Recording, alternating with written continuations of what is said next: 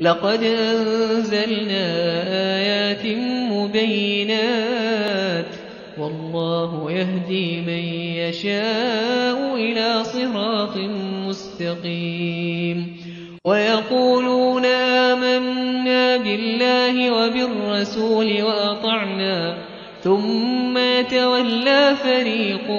منهم من بعد ذلك وما أولئك بالمؤمنين وإذا دعوا إلى الله ورسوله ليحكم بينهم إذا فريق منهم معرضون وإن يكن لهم الحق يأتوا إليه مذعنين أفي قلوبهم مرض أم ارتابوا أم يخافون أن يحيف الله عليهم ورسوله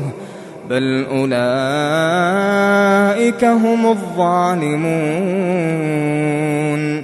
إنما كان قول المؤمنين إذا دعوا إلى الله ورسوله ليحكم بينهم أن يقولوا سمعنا وأطعنا وأولئك هم المفلحون ومن يطع الله ورسوله ويخشى الله ويتقه فأولئك